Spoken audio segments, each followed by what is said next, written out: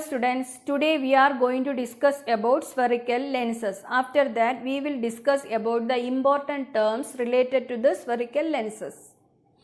Here you can see a transparent material bound by two surfaces of which one or both surfaces are spherical forms a lens. Then we can call that as spherical lens. Here you can see the word spherical.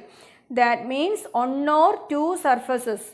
They are curved, sometimes outwards or in some cases inward. Here you can see plano-convex is written here. You know, in case of convex mirror, that spherical surface, that is the polished surface curved outwards there. Here you can see plano-convex. So one surface is plane and the other surface is curved outwards. We can say that as plano-convex. This is a lens. So here it is made up of glass, that is a transparent material. Through that light can pass. So here refraction is happening. Next one, plano-concave. Here you can see one surface is plane and the other surface is spherical, that is curved inwards. Plano-concave lens. Then here you can see both surfaces are spherical. Both surfaces are spherical. Both are curved outwards. This is a convex lens. Next one, concave lens. Both surfaces are spherical but these two are curved inwards. This is called concave lens.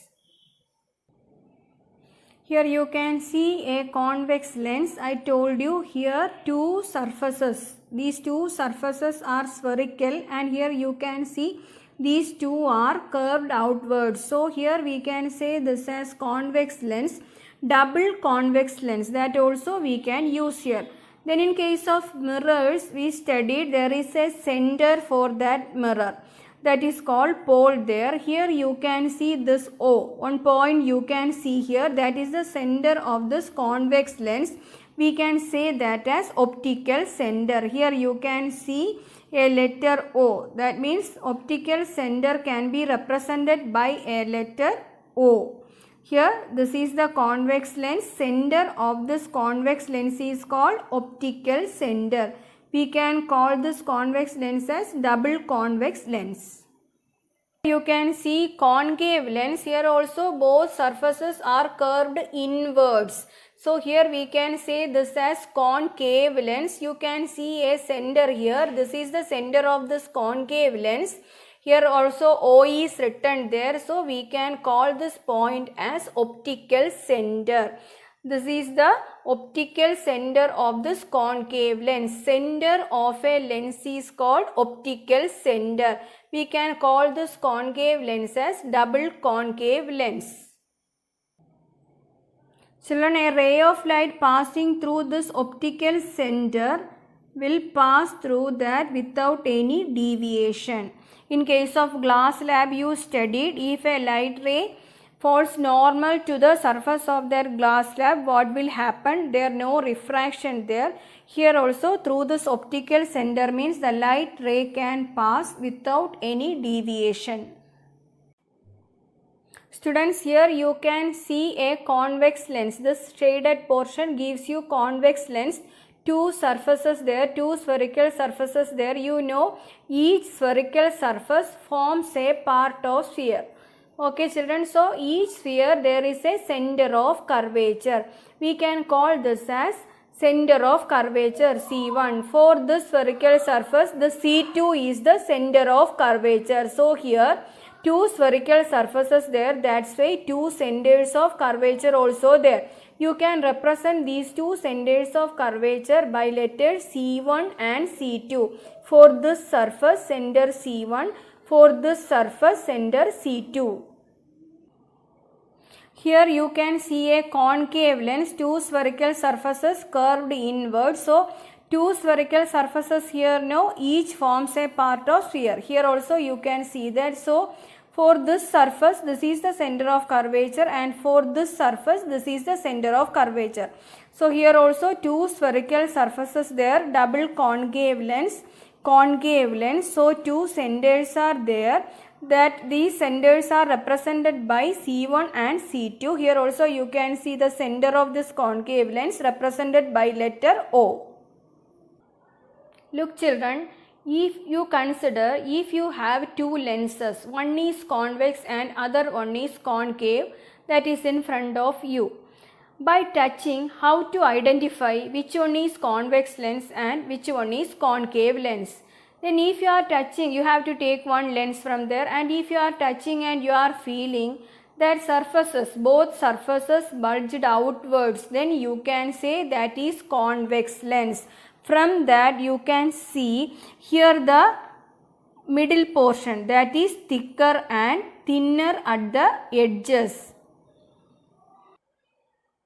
Here you can see concave lens. So if you are touching that concave lens, you can see both surfaces, both spherical surfaces are curved inwards, and in this case you can see thinner at the middle and thicker at the edges. This is the difference between convex and concave lens. In case of spherical mirrors, we studied the distance between pole and the center of curvature as radius of curvature. Here also you can see O is the center of this lens and C1 is the center of curvature. This is called radius of curvature. Here also you can see radius of curvature. In case of concave lens also, the distance between optical center and the center of curvature is called radius of curvature. In case of mirrors, you learnt we can use a concave mirror to burn a paper. There we use that concave mirror to focus all the sun rays to a paper. Here what is happening, here you can see one convex lens there. Here this is a transparent medium. So what will happen, the light ray can pass through that and change in medium there, air and glass there. So refraction will be there, you know. Here you can see if a ray which is parallel to the principal axis, here this axis is called principal axis, an imaginary line passing through optical center and the centers of curvature, we can call that as principal axis. So a ray which is parallel to the principal axis, after refraction what will happen, you can see that is passing through a point on the principal axis. Then we can consider another one ray that also parallel to the principal axis of this convex lens. What will happen, you can see that ray also pass through the same point on the principal axis. Okay children, you can see these two rays after refraction passing through the same point on the principal axis. You can see some other rays also which are parallel to the principal axis of this convex lens. You can see all these rays after refraction passing through a point, the same point on the principal axis.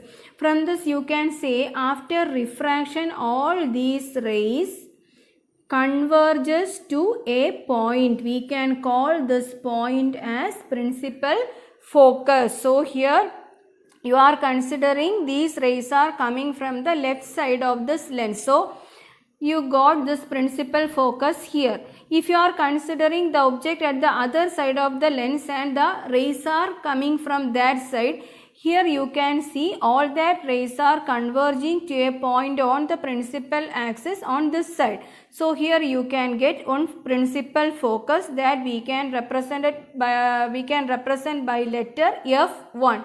So like that, centers of curvature for a lens, two foci there. This one F1 and the other one F2. From this you can see the rays which are parallel to the principal axis after refraction converging to a point on the principal axis. So we can call that point as principal focus.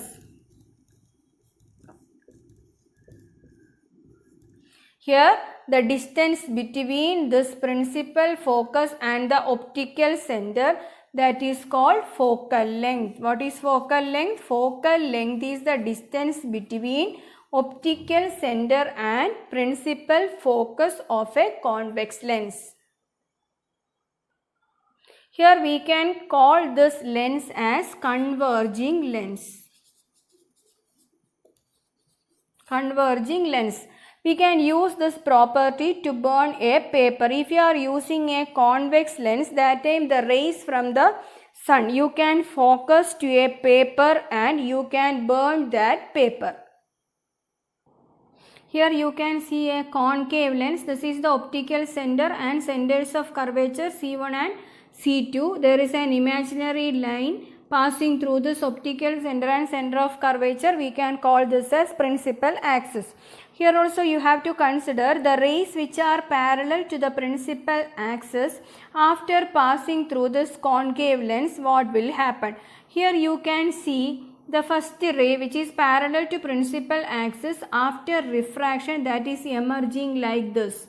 Here another one ray also there, that also emerging like this. Can you see these rays are intersecting there? No. If you are extending that to refracted rays, you can see these two rays appear to come from a point on the principal axis.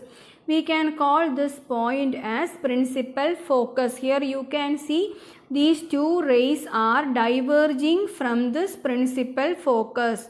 Now we considered that rays are coming from this side, so we got that principal focus here in this side. If you are considering the rays are coming from that side, you will get that focus at this point. That also we can call principal focus. Two foci here in case of a lens, first one represented by f1 and the second one represented by f2. So in this case, in case of this concave lens, you can see the rays which are parallel to the principal axis of a concave lens, after refraction diverging from a point on the principal axis.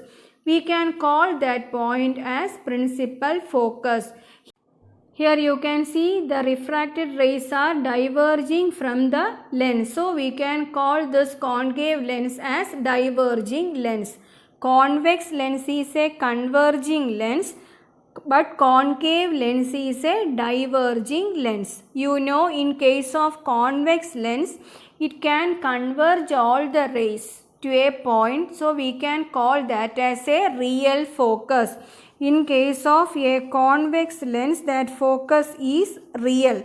That means if you are using that convex lens for burning a paper, in that paper you can form a real image of sun there. Then in case of this concave lens, you can see these two refracted rays are not actually intersecting at a point, but appear to come from a point on the principal axis, diverging from a point on the principal axis. So in this case, this is a virtual focus. What is aperture of a spherical lens? You can see the effective diameter of the circular outline of a spherical lens is called aperture, same as that of the spherical mirrors. If this aperture is much less than radius of curvature of that lens, then we can call that lens as thin lens.